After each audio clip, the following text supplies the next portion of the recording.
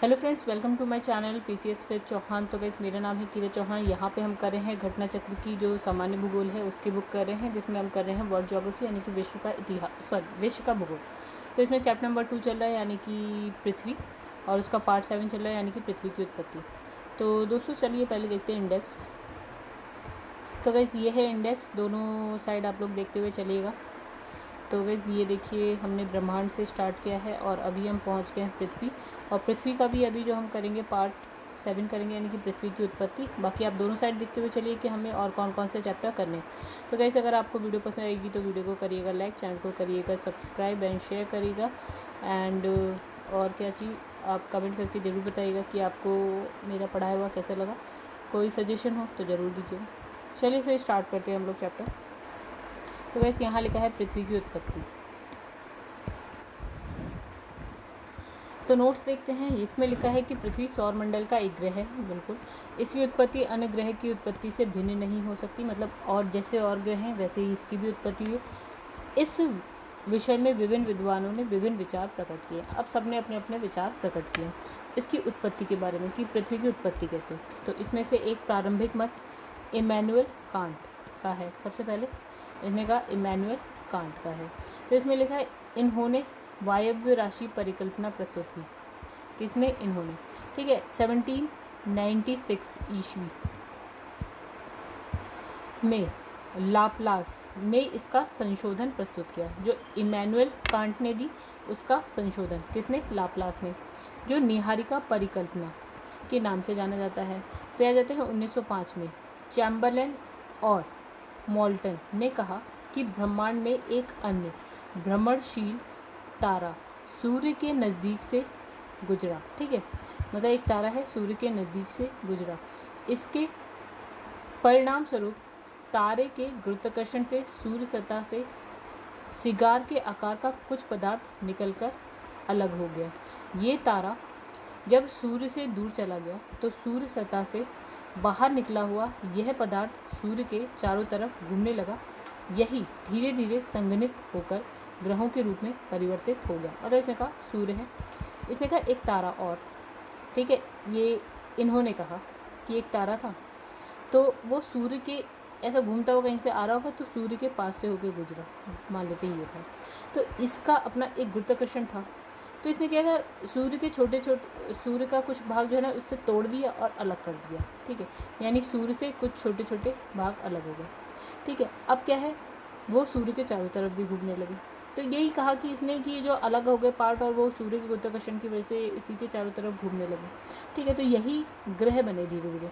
ठीक है, तो यही जो है ग्रहों में परिवर्तित हो गए।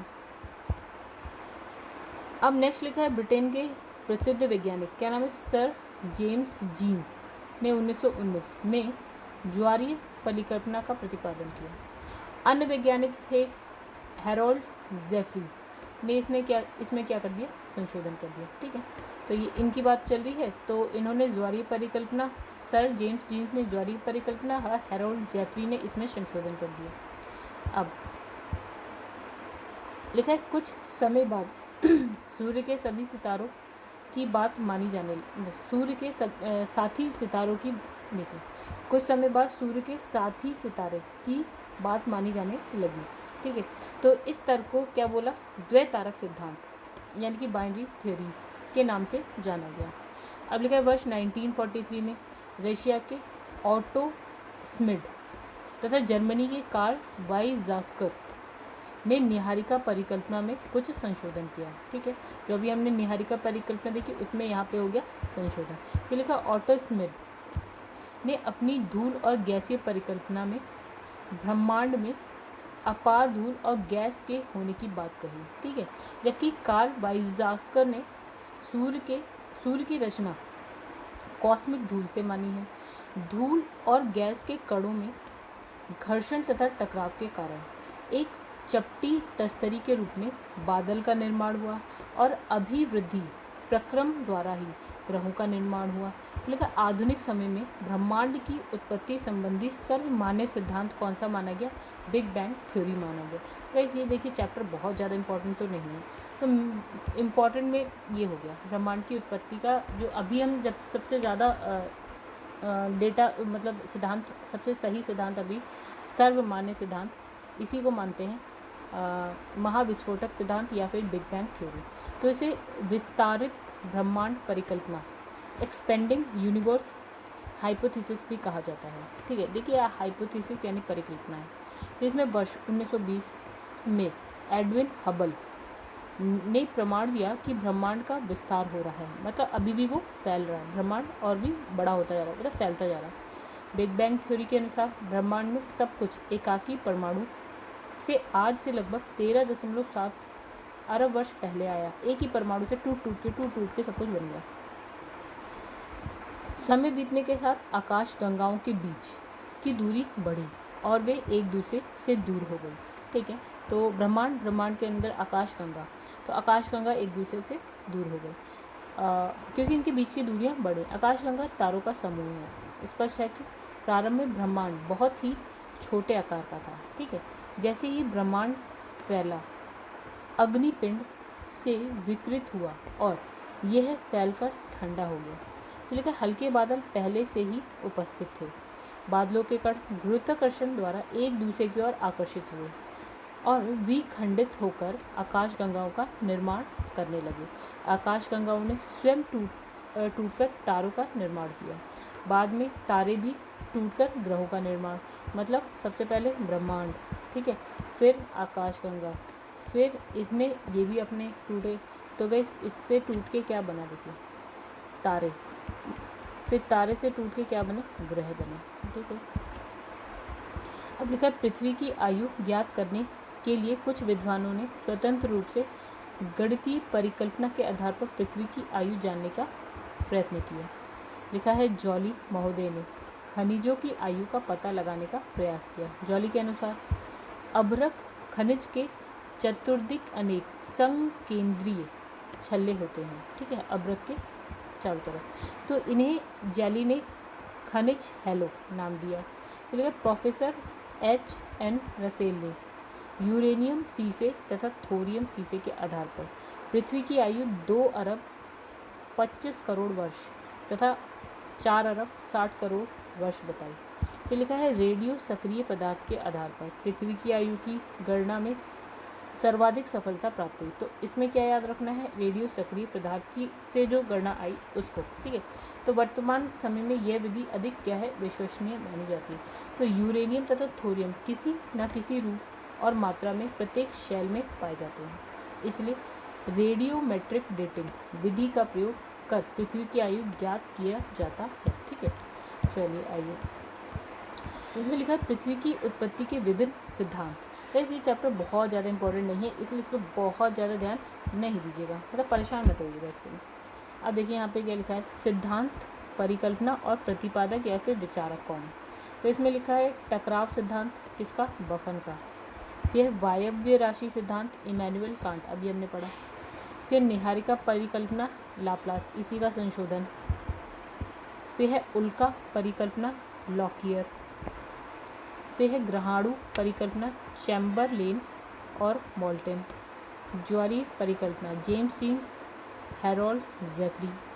द्वैतारक परिकल्पना, H.N. रसेल और लिटिलेटन। यह विखंडन परिकल्पना, रासगन। फिर है सिफीड परिकल्पना, प्रोफेसर A.C. बनर्जी।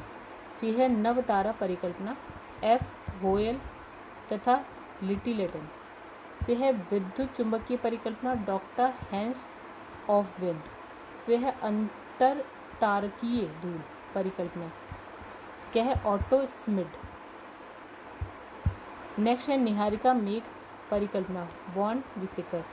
फिर है पूर्व ग्रह परिकल्पना, गेरोल्ड कुइपर। फिर बिग बैंग सिद्धांत, जॉर्ज लैमेथियर। तो गाइस क्वेश्चन देख लेते हैं। इसमें निम्न विद्वानों में से किसने सुझाव दिया है कि पृथ्वी की उत्पत्ति गैसों और धूल कणों से हुई है। तो आंसर हो गया आपका guys O. Smith. James Jeans ने ज्वारीय परिकल्पना का, F. हॉयल एवं लिटन ने नवतारा परिकल्पना का, ऑटो स्मिथ ने अंतर तारकीय धूल परिकल्पना का प्रतिपादन किया। ऑटो स्मिथ की परिकल्पना की सबसे बड़ी विशेषता यह है कि उन्होंने ग्रहों की उत्पत्ति गैस और धूल कणों से मानी है। फिर नेक्स्ट पे आ जाते हैं, पृथ्वी की आयु निर्धारित करने में निम्नलिखित में से कौन सी विधि का प्रयोग करते हैं। तो अभी जो विश्वसनीय है सबसे ज़्यादा वह है यूरेनियम डेटिंग। पृथ्वी की आयु ज्ञात करने के लिए यूरेनियम यानी कि रेडियोमेट्रिक डेटिंग विधि का प्रयोग करते हैं। तो गाइस देखिए ये वाला पार्ट भी हमारा हो गया ख़त्म, छोटा सा था। अगर आपको वीडियो पसंद है तो वीडियो को करिएगा लाइक, चैनल को सब्सक्राइब नहीं किया है तो कर लीजिएगा, शेयर भी कर लीजिएगा एंड कमेंट करके ज़रूर बताइएगा कि आपको वीडियो कैसी लगी। फिलहाल इस वीडियो में गाइस कुछ भी नहीं था, तो ये बहुत ही कम इम्पॉर्टेंट है, ठीक है, इम्पॉर्टेंट ज़्यादा नहीं है। देखिए एक क्वेश्चन इसमें आया था IAS का 1999 में आया था, और एक क्वेश्चन इसमें कब आया था, UPUDALDAP का था 2006 में आया था। मतलब ना के बराबर ही क्वेश्चन पूछते हैं, एक बार पढ़ लीजिएगा, छोटा सा नोट्स बनेंगे, ठीक है। मतलब ये है नोट्स, बस ये है बस, इसके अलावा कुछ नोट्स नहीं है, ठीक है। इतना पढ़ लीजिएगा, इनफ है। अगर आ जाए तो अच्छी बात है, नहीं आया तो नहीं, तो भी अच्छी बात है गाइस। तो ठीक है, चलिए छोड़ देते हैं। अब पढ़ना है, देखिए वीडियो बनाना हमारा काम था, बाकी आप लोग देख लीजिए, इम्पोर्टेंट कम है।